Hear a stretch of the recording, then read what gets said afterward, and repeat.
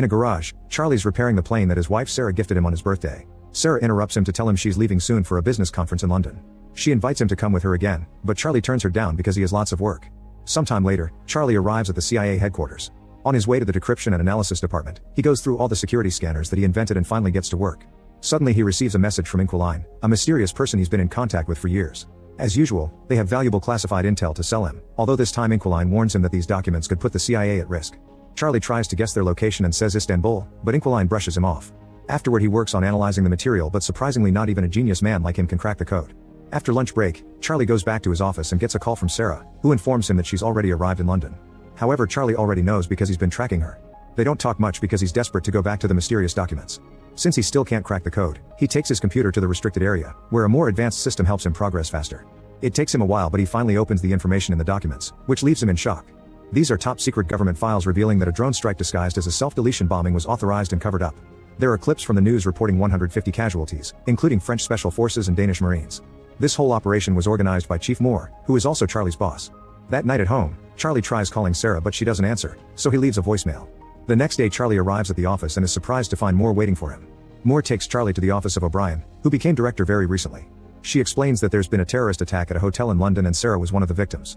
Charlie refuses to believe it and wants to call Sarah, so Moore turns on the TV to show him the news. The reporter describes how 4 terrorists bursted into the hotel, took 4 hostages and killed 2 of them. Next, Moore plays the hotel's security footage, which shows all the chaos during the incident and confirms that Sarah was one of the victims. When Charlie goes home, he finds dozens of reporters waiting for an interview and the police trying to keep them back. A friend helps Charlie enter the house without being bothered. The next day Charlie confronts Moore and supervisor Caleb because he's very suspicious of what happened. He can't believe the terrorists could have slipped past the thousands of security cameras in London, not to mention they drove into traffic. Moore promises they're investigating but Caleb sends him home. The following day Charlie goes to the airport to pick up Sarah's body and her belongings.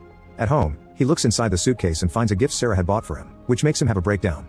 Tired of being at home, Charlie goes back to work and uses the restricted computer to hack into the security cameras at the hotel and the nearby streets. He puts together a timeline of the events and shows it to his superiors. The 4 terrorists stole a vehicle in the East End, then entered the hotel through the service where they professionally scrubbed out all prints and DNA. Apparently they had a meeting with Impact Investments from Indonesia, but something went wrong and an argument started in the corridor. One of the firm's security men got angry, so a terrorist opened fire, killing one of the guards and leaving the other one in critical condition. Hotel security was immediately alerted and they called the police. Desperate to leave the building without getting caught, the terrorists entered the conference room and captured some hostages. Sarah was taken because she tried to help some of the attendants to escape. Charlie's run voice and facial analysis, so he's managed to get the identities of the 4 terrorists. They're Mishka from Moscow, a former South African Special Forces operative called Lawrence, mercenary Horst, and former intelligence officer Gretchen. Noticing Caleb's and Moore's lack of reaction, Charlie realizes they already knew all this. They tell Charlie they're already working on it and send him to see a therapist. The next day Charlie hides a chip in his ID badge and passes through security without the scanners detecting it. In his office, he prints all the classified files and uses a skimmer on the printer to make a digital copy. That night Charlie goes to a bar and keeps staring at a jukebox. The following morning Charlie confronts his superiors again using the printed files.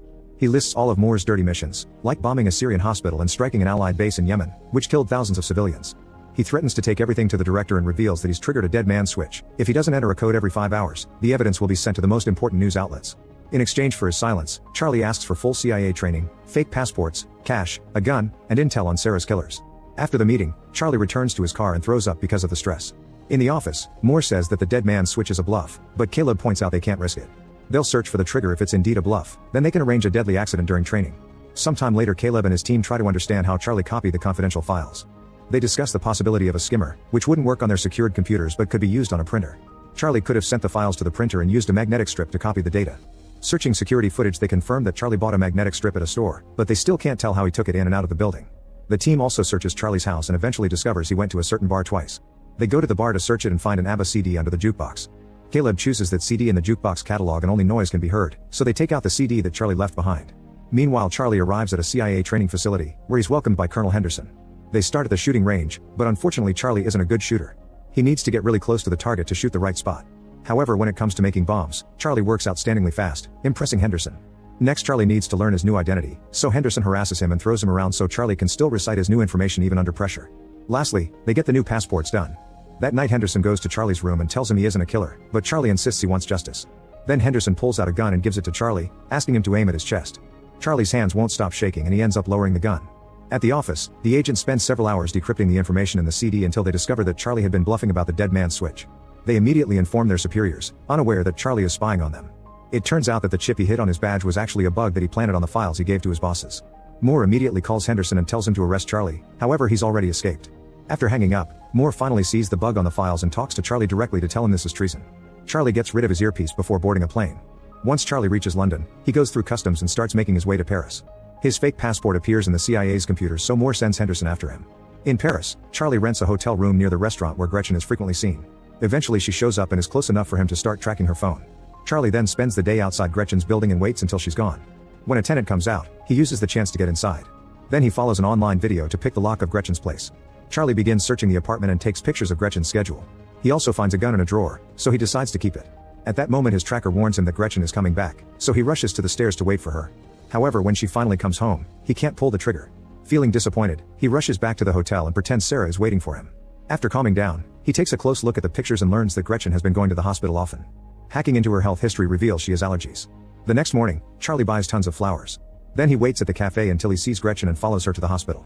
Gretchen is going through some tests, but the doctor notices that the computer screen is malfunctioning, so he leaves the room to request help.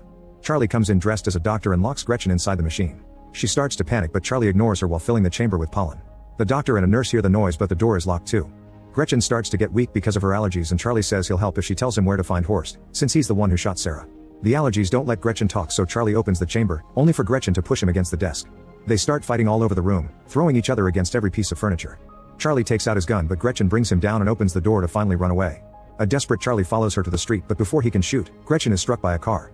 Horrified by the body, Charlie forces himself to come closer to grab her phone. Then he runs away and throws the lab coat in the trash. At the hotel, he washes off all the blood and packs his things. That night he goes to the bus station and buys a ticket for Marseille. Soon the news of Gretchen's death reaches the CIA. O'Brien questions Moore about this, and he only says that Gretchen appears to have been killed by one of their own. That night Charlie goes to a bar and drinks a lot to drown the guilt he feels over Gretchen's death. He thinks he sees Sarah dancing, but a closer look reveals it's a woman that looks like her. Then Charlie notices Henderson approaching him and panics. He pushes people until he manages to leave the bar and runs through the streets until he finds a different bar to hide in. Henderson follows him there too, so Charlie rushes to the bathroom and locks the door. Unfortunately there are no windows here, so Charlie has no choice but to come out. He joins Henderson at the bar and learns that he found him by tracking Gretchen's phone. After a short chat, Charlie reveals a timer on his phone and runs out before a bomb explodes in the bathroom. Chaos takes over the bar and Henderson loses sight of Charlie. The tracker on his phone doesn't work anymore either. The next morning Charlie contacts the Inquiline to get their help and leaves on a cargo plane to Turkey. In Istanbul, he goes to a restaurant and texts Inquiline.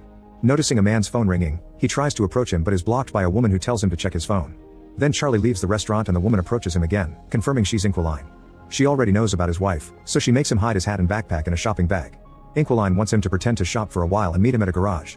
Moments later Charlie meets with her again and she drives him to her home. During the trip Inquiline shares that she became a hacker 6 years ago after her husband died. He was a CIA asset and worked for Russian intelligence. In fact, he was the original Inquiline and taught her everything. The official story says he accidentally fell from a window. When they reach her home, Inquiline says this is the only place she's managed to stay longer than 3 years and admits she's tired of running. If the Russians ever come for her, she has a gun to self-delete. Then they start talking about the case. Horst is the leader in charge of hiring mercenaries for Moore. Lawrence is an arms dealer, so Inquiline volunteers to pose as an arms seller to contact him. Lastly there's Mishka, who travels frequently and posts everything online. They inspect the pictures closely and find a woman with him. Facial recognition takes them to her Instagram account and they confirm she's in Spain. The next day Caleb tells his team to keep eyes on the terrorist to find Charlie. O'Brien meets with Moore and tells him she wants him to stop running Black Ops without her authorization.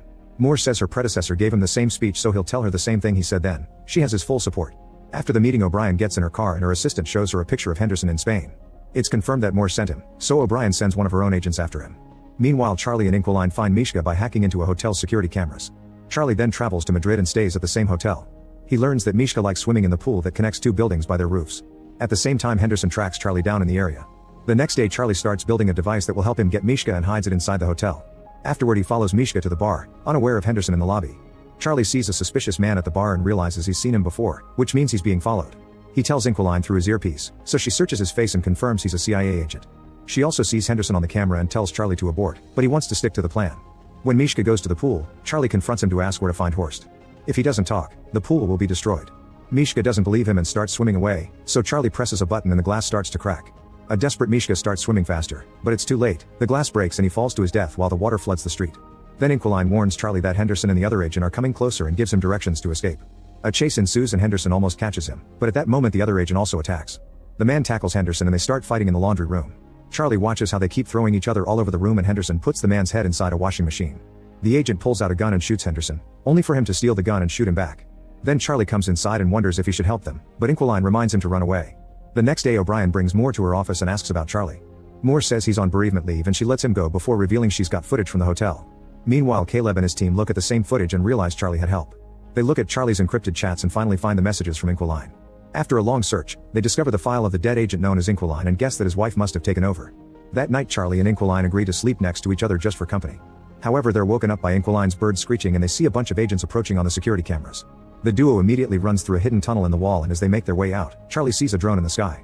By sneaking into another building, the duo manages to keep going and leaves the neighborhood right before the agents storm into the house. The computer is already deleting all the files, so there's nothing left for them. After running down the beach, the duo gets to Inquiline's car and they're seen by the drone. Soon the agents come after them with open fire, even following them on a boat. After a long chase, the agents manage to damage the car enough to make it stop and Inquiline is mortally wounded. Charlie has no choice but to push the body to the other seat and take over the wheel so he can keep driving until he finally loses his pursuers. Later he leaves the car in the garage and kisses Inquiline goodbye. The next day Charlie contacts Lawrence and pretends to be an arms dealer to arrange a meeting. Then Charlie buys new electronics and travels to Romania. In an abandoned building, he records his own face and hacks a security feed in Berlin. Now the CIA thinks he's in Berlin and sends their people there. When Lawrence finally arrives, he finds a ringing phone on a chair. Charlie tells him to look inside a box and Lawrence finds a bunch of bombs. If he moves, they'll detonate. As Lawrence notices a picture of Sarah in the box, Charlie appears behind him asking Horst's location and promising to deactivate the bombs if he cooperates. Lawrence explains that Horst operates in Russian waters and typically receives deliveries at a Baltic seaport. Charlie then asks how to contact Horst, so Lawrence says he only gets messages through secret codes from his men.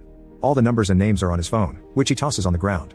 After grabbing the phone, Charlie leaves and hears the bombs killing Lawrence in the other room.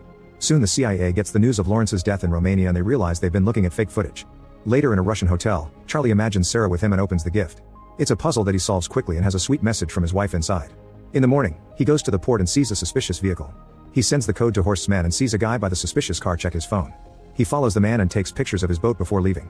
After buying some tools, Charlie goes back to the hotel and tracks down the yacht that the boat belongs to by searching its registration number. He also studies the sea routes Horst might be using. In the morning Charlie approaches the boat and someone knocks him out from behind, causing him to drop Sarah's puzzle.